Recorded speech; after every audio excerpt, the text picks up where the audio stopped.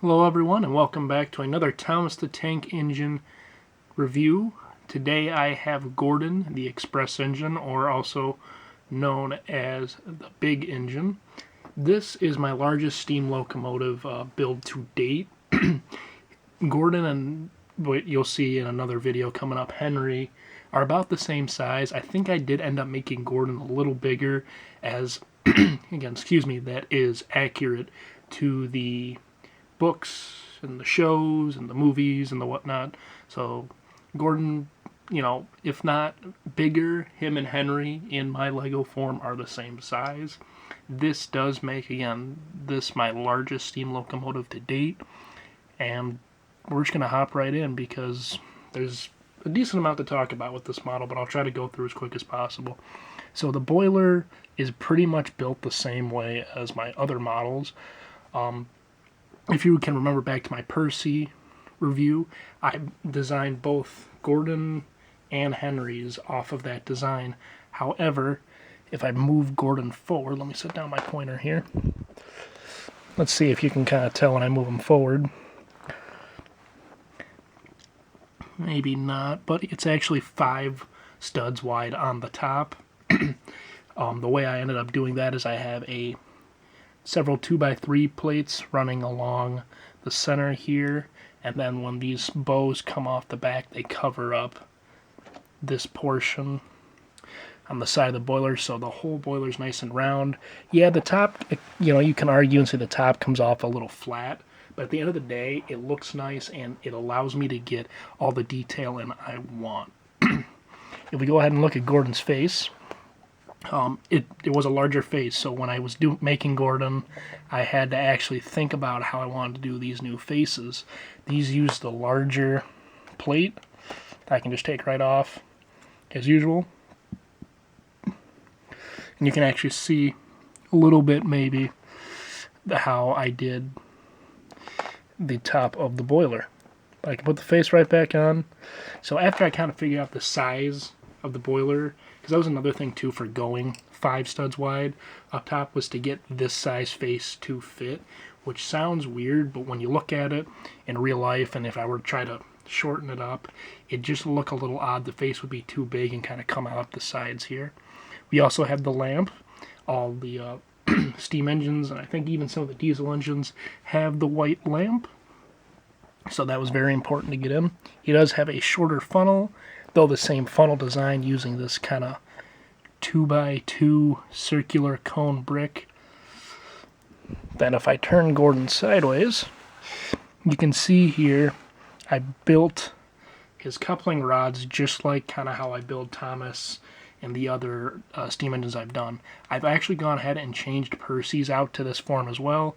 I'm going to have to hold the tender real quick when I do this, but as you can see, it works.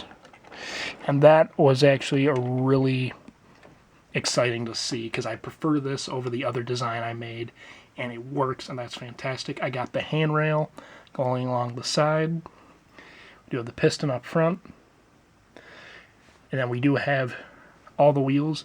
You'll notice up here the front bogie is actually a little bigger, longer than the bogies you see on my Edward or James model, and that is because it looks better. I went with the shorter version, as we usually see, and it just didn't really work out well. It was too short. The front was hanging off too far because the size of the frame, the boiler, the cab, and everything, that's as big. That was the perfect size for building my model in scale comparison to my other models. So I had to make the wheels fit. Now, however, with this wheel arrangement, I think I got to mess around with it because I don't own space to make a Lego train layout.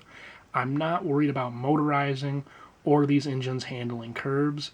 Right now, from the very brief little bit I tested, Gordon does not handle any form of Lego track curve well.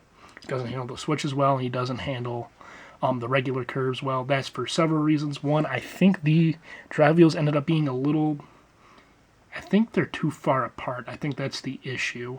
And then the bogie change I made up here, the bogie change ended up kind of also suffering on the curves.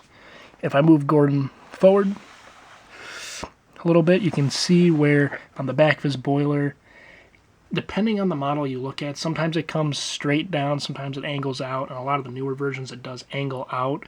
You see more, or at least it's more predominant that it angles out. However, with Lego and me trying to keep to the Lego standard 6 wide, I did have limitations to it. This was the hardest part to create of the model. However, I think it came out well. At the end of the day, it still looks like Gordon. It still gets the point across, though it's not exactly how I wanted it. I like it. I know there's people out there, they're going to say, well, look at the Emerald Knight and build that off the Emerald Knight.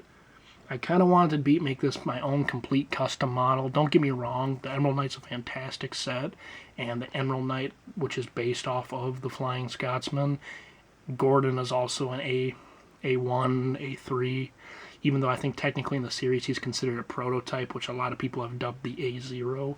But, you know, basically he is an A1, A3, so that would have been perfectly fine to kind of go with, but I like this. I liked what I came up with, and it also just gives a different taste, or a different look, I guess, for my customs. We have his whistle and safety valve up top. At least I think it's whistle and safety valve. I know for sure safety valve. I know I've gotten that wrong a couple times in some other videos. It's just kind of how sometimes it's presented in the TV series, which is what I pretty much grew up with, and sometimes I don't think it's accurate. Moving back, we're looking at the top of Gordon's cab here. You can see I've designed it to kind of hang out and curve in. I was looking at, obviously, photos online. I have a HO scale model railway version of Gordon as well, and I have the model railway versions in HO for engines 1 through 11. So I often use that model to help me alongside photos to build this, and Gordon's cab kind of hangs out. Top of his cab hangs off, or hangs over a little bit, so that's what I did.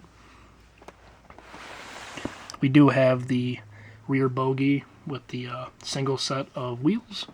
And then we have Gordon's tender. Once again, I got the 4 from the Thomas & Friends sticker book I found at my local Meijer.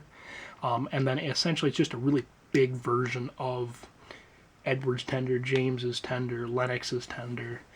And at first I hated it. I built it up and I hated it. It looked awful. And honestly, if you put the tender by itself, it looks terrible. However, when you attach it to Gordon, you know, as you're supposed to, he ends up, I'll back him up a little more. Sorry, he's a big model, hard to get it all in on screen. It works. It really does work. We'll go ahead and I'll just show you the back of the tenders, nothing special. As you know, I'm basing this off of, there we go, the early kind of TV series, and when you look at those, they don't have a lamp on the back, so I did not include a lamp on the back of this model. I'm not going to go ahead and show you the cab. Reason being is I got to fiddle with a lot of stuff. What I am going to probably do is I'm going to do a video showing you the cabs of any custom locomotive I built, or really any tender engine I have, and tank engine, just because it takes a lot of work to fiddle with everything, and I like to keep these videos 10 minutes or less.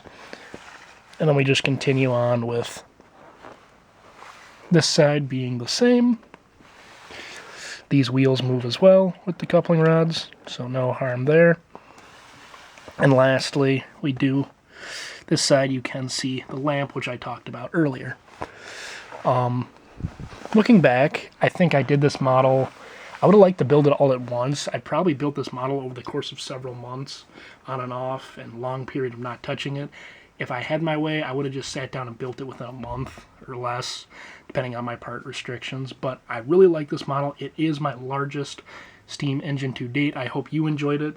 Please head over to Instagram so you can see close-up photos and you can comment on this build. I know, again, likes and dislikes are going to be the way for me to know if you like this build, if you want to see more of these builds. As always, Instagram username and my YouTube email are in the description if you would like to contact me directly or comment on this build. And otherwise, everyone, I'm going to see you in my next video.